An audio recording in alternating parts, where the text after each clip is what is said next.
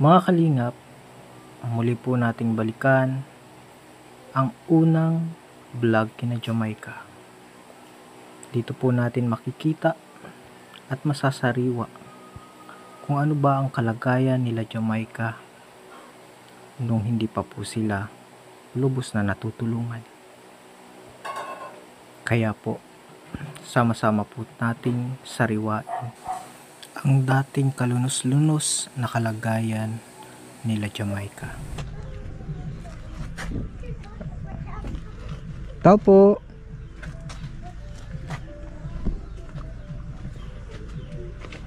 Ito po yung bahay, ano lang. Ay, magandang hapon. Magandang hapon din po. Yan, ikaw yung anak ni Ate Julie? Si mama mo yung nasa Abroad. nasa abroad. Humingi siya ng tulong sa amin para puntahan kayo. So, kayo yung mga anak. Oh, grabe. Dito kayo ito yung bahay nyo? Tapos po kapag umuulan po, doon po kami sa kapitbahay namin po natuloy. Medyo nagagamit pa ninyo ito? Sirang-sira na. Sirang-sira na mga kalingap. Ilang kayong magkakapatid dito? 6 po. 6? Asan yung iba? Nasa labas po. Nasa labas? Tawagin daw natin. Tawagin mo to, yung kapatid mo to eh. Kumusta na? Medyo okay po na hindi.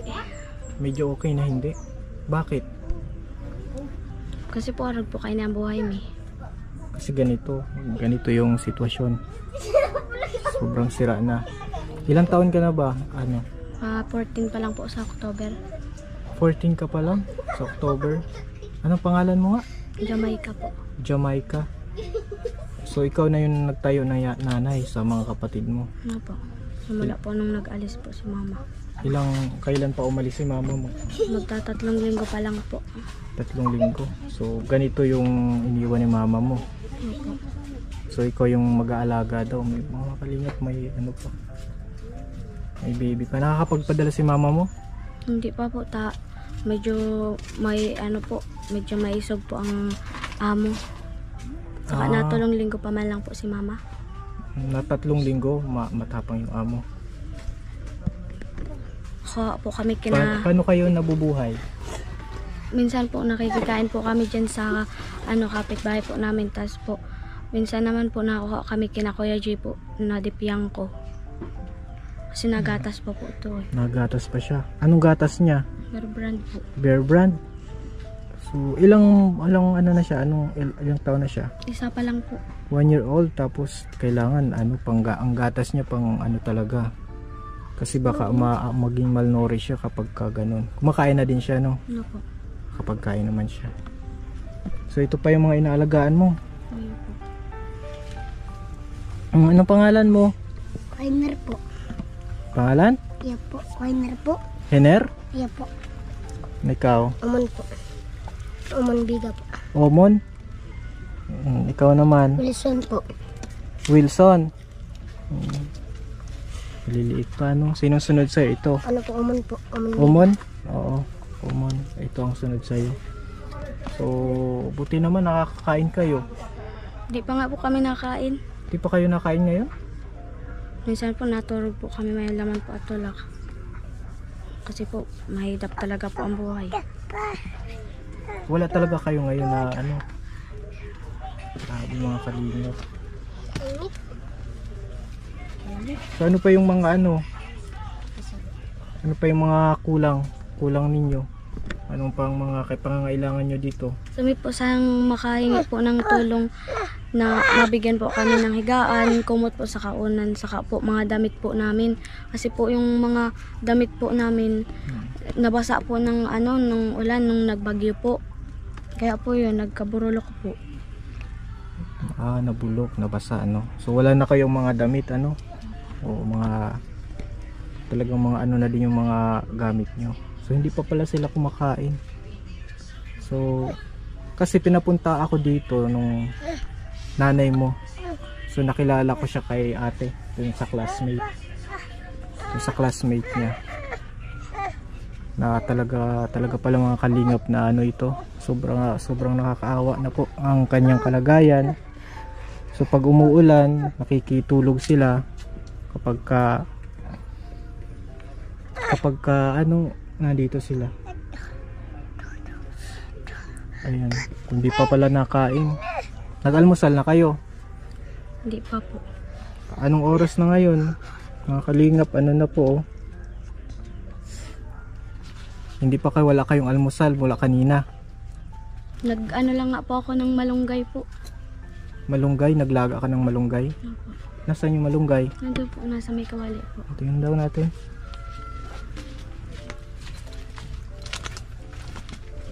Kanin? Wala kayong kanin? Wala po. Ito po. Ay, wala. Ubus na po. Ubus na. Ubus na yung ano. Wala kayo, di kayo nagkakanin? Hindi po. Bakit wala pambili? Opo. Nakakasupog man na po para ko apo kay Kuya Tita. Madami Nakakahiya na. Opo, kasi po madami man akong utang. Madami na kayong utang? Opo. Hindi pa man po napadala. Wala pala talaga kayong pagkain pa ngayon. Dito kayo nagluluto. So, kailangan ayan mga kalingap.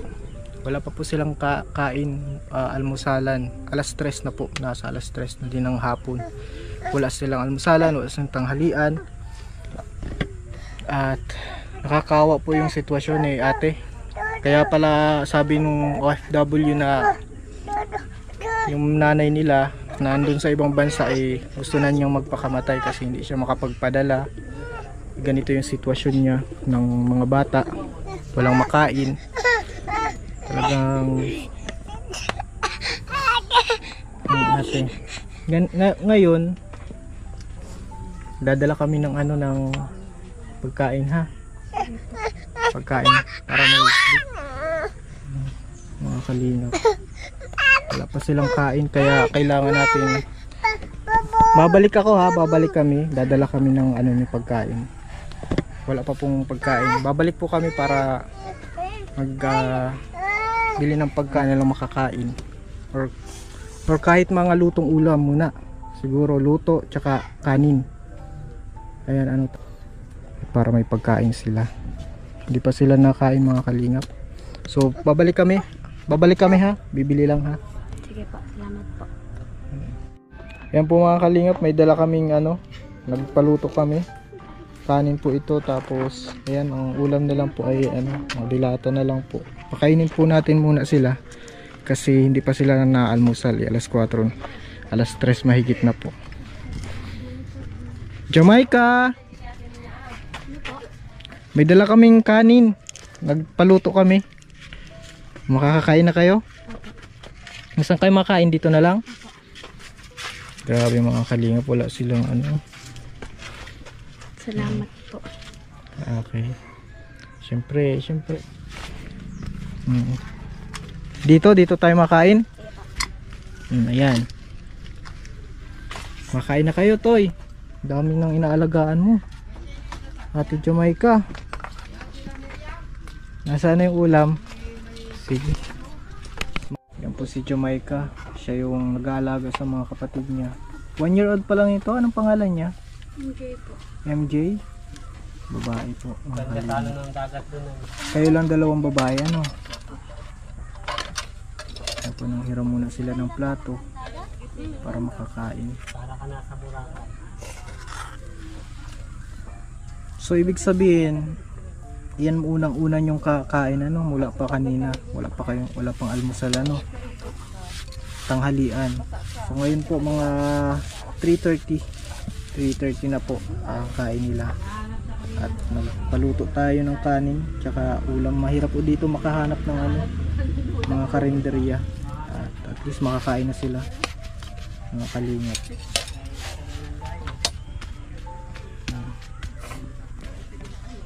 Minsan talaga na ano nyo, hindi kayo nakakakain minsan. Kaya po palagi na lang po siya naiyak. Baby, buti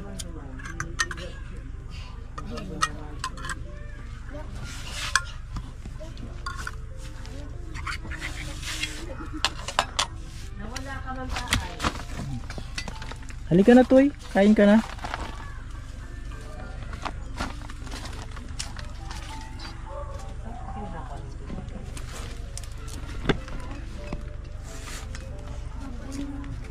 Yan na muna po at wala kaming nakuhang karinderya dito kaya wala po ulam na mahanap.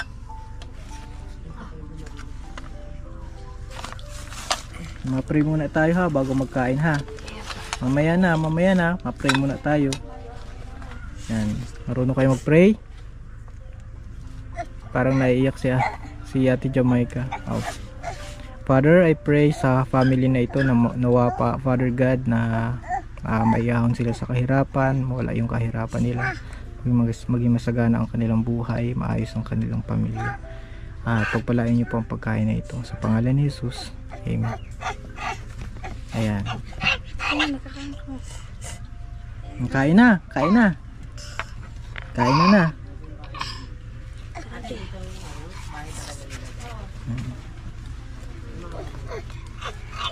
Mainit. Hihipan nyo muna ha. Mainit bagong ano yan.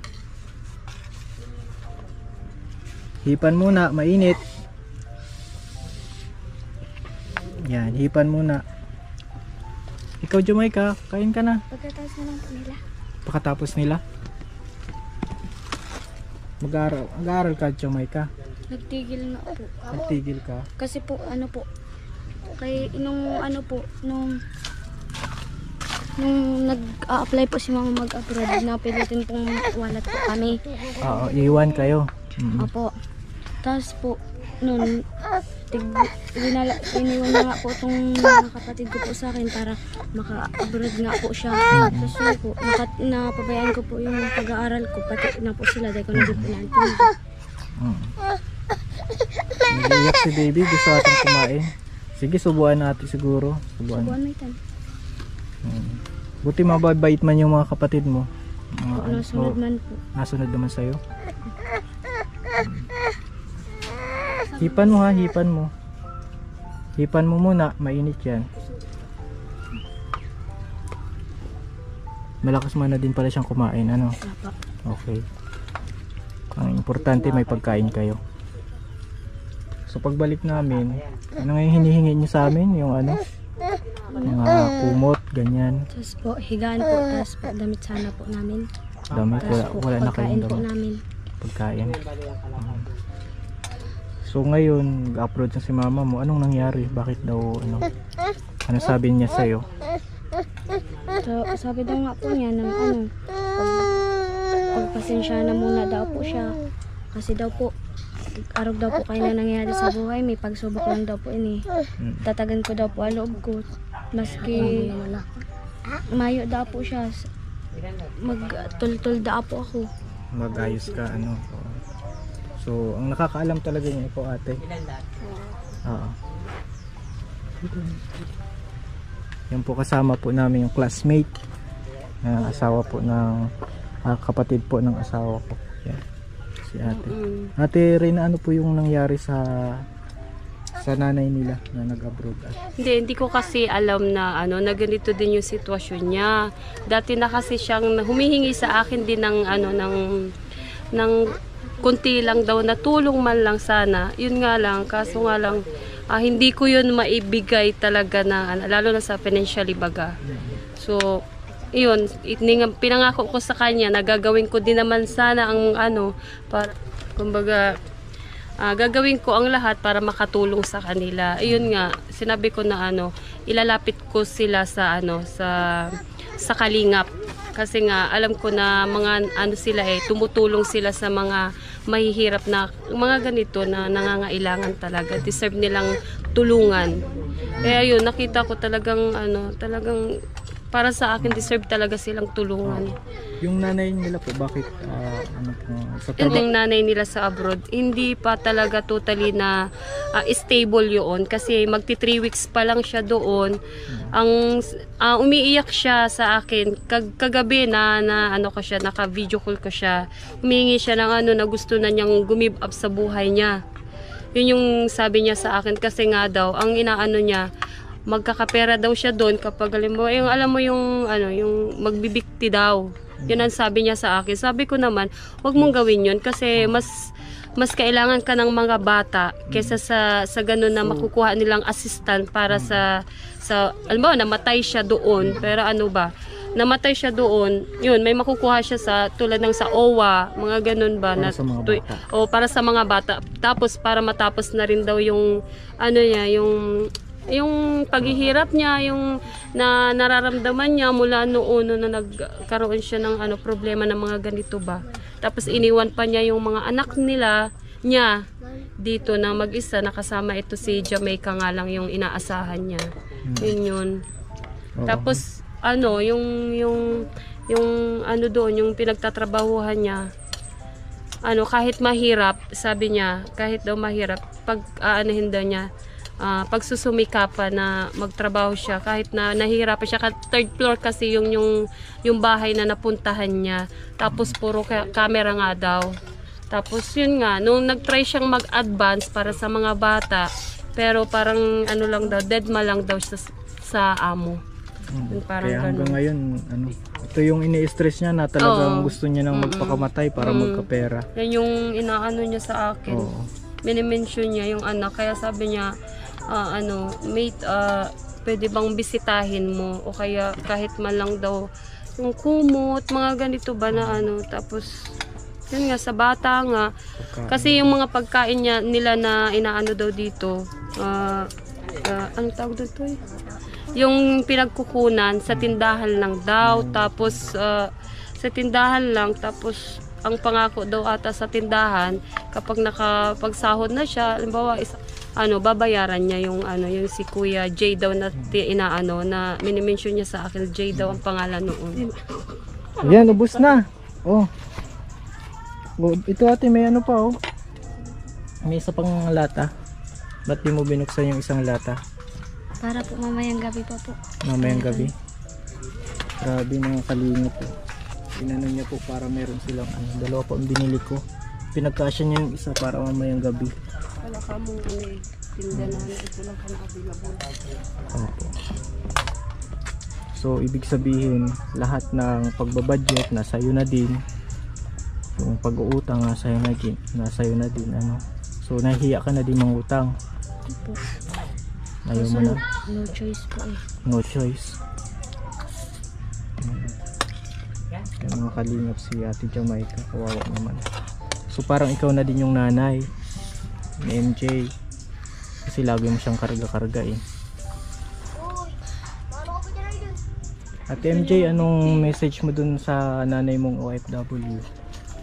Ma, pakatatagan mo po ang sa diri mo po. Tapos dahil mo po dahil mo po ituloy itong sabi mo pong mabikti ka. Kasi po, kaya ko man lang po ini ginagawa. Aram ko pong naghihidap ka man po dyan. Kaya kailangan tabangan man po. Pero pag araw man po, kaya na iniisip mo man po na magbigti. Garo iniisip mo man lang po na ayos lang kami igdi. Mas lalong hindi kayo matutulungan pag nawala siya. No? Po. Saka po ininghidap Tagalog po namin yung dinadanas. Madadagdagan pa po ini kapag tinuloy mo po yung pagbikti mo. Totoo. Tama po yun. Tama yun ate Julie yung nasa abroad. Huwag ka pong magbibikti ate Jolie kung napapanood nyo po ito. Ito po yung mensahe ng iyong anak na si Jamaica, panganay. Natatagan mo po daw dyan. At mas lalong madadagdagan ang problema pag nagbikti ka. Ang galing mo naman ate Jamaica. Ilang taong ka na nga ulit? Ma 14 po. 14 pero matured na yung mag-isip. At ito lang yung mo. Nasaan na yung papa mo pala? Hiniwalayan na po ito ni mama. Hiniwalayan na po ni mama kasi po binubugbog po si mama, tapos po ako pinapasok po ako ng sigarilyo nun, kaya hiniwalayan po ni mama. Grabe mga kalingap. Grabe palang sitwasyon ito. Talagang nakakadurog puso yung kanilang sitwasyon. Kailangan po talaga nila ng paglingap. Talagang deserve po silang tulungan ng kalingap. Sa nais pong tumulong sa kanila, contact nyo lang po ako sa Facebook account Alvin Caceres. Hatid po natin ang tulong sa kanila. At ano yung mga kailangan nyo? Higaan sana po, tapos po, unan po, kumot sa po mga damit po namin. Mhm. Saka po, ano po, mga pagkain po namin. Kain. Anong gatas ng baby? Ano, baka nagagatas pa siya. Ano po, brand po. So, pag Bear Brand, dapat makahanap tayo ng gatas na pang 1 year old. Saka po, kung pwede pong makahingi kahit konting tulong po, gusto po sana po namin mag-aral, kaso po wala po kaming kaya nang magbili po ng gamit, saka po uniforme. Okay. Grabe po, nagpapawisan na din. Sige, Ate Julie ha. Ate Julie na pati Ate Jamaica. Sa amin, ako naman, sa abot ng ating makakaya, mga kalingap, sa abot ng ating makakaya ay maihatid ang tulong na para sa kanila, matulungan sila. Yan po mga kalingap, at talagang ito pong pamilyang ito ang talagang napaka-deserving pa sa deserving po talaga na matulungan natin. So ako naman po, sa abot ng aking makakaya ay tutulungan po sila. So ngayon ate, Nakaputan mo. magbibigay ako sa iyo ng counting cash ha. Magbibigay ako ng counting cash para pang bili mo. Huwag ka munang mangutang. Babalik din naman ako agad ha. Babalik din ako ng agad. Ikaw ang magbabudget ng pera So ikaw ang bahala ha sa pagkain, sa ano pang ulam niyo. So babalik din ako ha para mai-provide yung para mai-provide yung mga pangangailangan niyo ha. Maraming salamat po kasi kahit papano po nakakain kami ngayon po, tapos kahit papano po nabawasan po problema ko. Salamat po. Grabe. Mababudget ko po to pambili po namin ng pagkain. Grabe mga kalingap. Napaka need talaga nila ng paglingap. Magbabalik kami Ate Jamaica ha. Ha? Mag-pray ka lang lagi. Ha? Pray lang lagi. Sabay-sabay kayong manalangin. Yan yung gagawin niyo ha. Pag nanalangin at kami naman, ako naman babalik ako sa inyo para sa mga kailangan pa ninyo. At yan po mga kalingap. Naiiwan ka muna namin. Oh, si baby. Makain pa siya? Gusto mo baby? Kakain ka? Hindi ka. Parang wala ng ulam. Oh. Ayaw na?